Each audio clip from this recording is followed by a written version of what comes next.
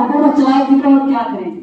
بہت سارے لوگوں کا یہی حال ہے کہ آج ہماری بیوی ہم پر حکومت کر رہی ہے، کیوں نہیں کریں گے؟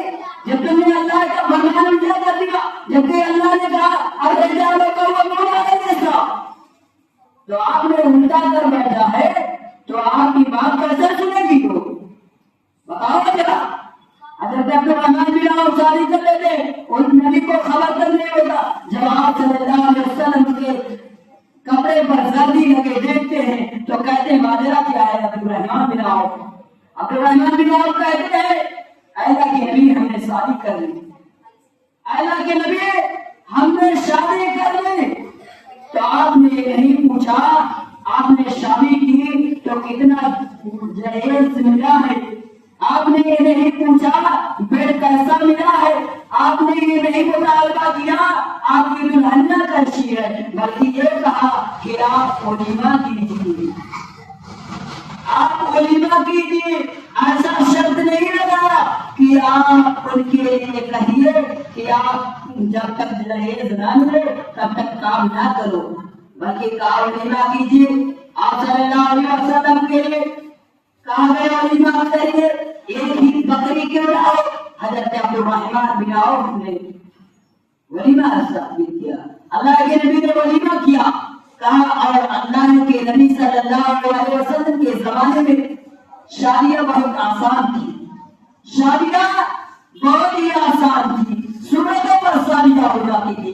ایک مرتبہ اللہ کے نبی صلی اللہ علیہ وسلم کے پاس ایک عورت آئی اور کہا اللہ کے نبی میں اپنے آپ کو ہبا کر رہی ہوں، میں اپنے آپ کو آپ پر ہبا کرنا چاہتی ہوں، میرے نفس کے مالک تم بن جاؤ۔ تو آپ صلی اللہ علیہ وسلم نے ایک نظر دوڑائی اور اپنا نظر خاموش کر دیا، اپنے آپ کو خاموش اختیار کر لیا۔ تو ایک صحابی بیٹھے ہوئے تھے، کہا اللہ کے نبی اگر آپ کو ضرورت نہیں ہے، اللہ کے نبی اگر آپ شادی نہیں کرنا چاہتے ہیں تو مجھ سے شادی کرا دیجیے۔ آج ہمارے معاشرے کا کیا حال ہے نوجوانوں؟ صورت حال یہ بن چکا ہے کہ اگر کوئی معاشرے میں عورت آ جائے تو ہمارے نوجوان آگے بھاگ بھاگ کر دیکھتے ہیں، ٹکٹکیاں باندھ کر دیکھتے ہیں، ایسے دیکھتے ہیں جیسے انہیں کبھی لڑکی نظر ہی نہیں آئی، انہیں کبھی عورت نظر ہی نہیں آئی، ایسا ٹکٹکی باندھ کر دیکھتے ہیں۔ مجھے کیا ہوا بھائی؟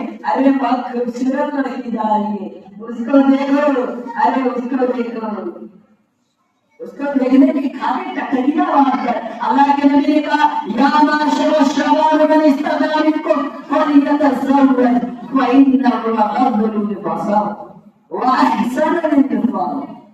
اے نوجوانوں کی جماعت، جو تم میں سے طاقت رکھتا ہے شادی کر لو، اور ومن لم يستطع منکم، اور کہا جو شخص شادی کرنے کی طاقت نہیں رکھتا وہ علیہ بالصوم، تو اسے چاہیے کہ وہ روزہ رکھے، کیونکہ وہ روزہ ڈھال ہے، روزہ ڈھال ہے۔ حضرت جنید رضی اللہ تعالیٰ عنہ ایک کالے کلوٹے صحابی ہے، ایک ایسے صحابی اللہ کے فرما بردار صحابی ہے، ان کے رسول کے فرما بردار ہے، انہیں کوئی شادی کے لیے مل نہیں رہی ہے۔ اللہ کے نبی نے کہا جاؤ فلاں گھر میں آپ شادی کے لیے کہو کہ اللہ کے نبی نے میری شادی کے لیے پیغام بھیجا ہے، دیکھو لوگ کیا کہتے ہیں۔ حضرت جنید رضی اللہ تعالیٰ عنہ اس صحابی کے گھر جاتے ہیں اور صحابی سے دریافت کرتے ہیں السلام علیکم، وہ جواب دیتے ہیں وعلیکم السلام، کون کس لیے آئے ہو؟ کہا کہ آپ نے کہ گھر میں ایک جوان بیٹی ہے، کہا ہمارے گھر میں جوان تو بیٹی ہے، لیکن آپ کو کیا کام ہے؟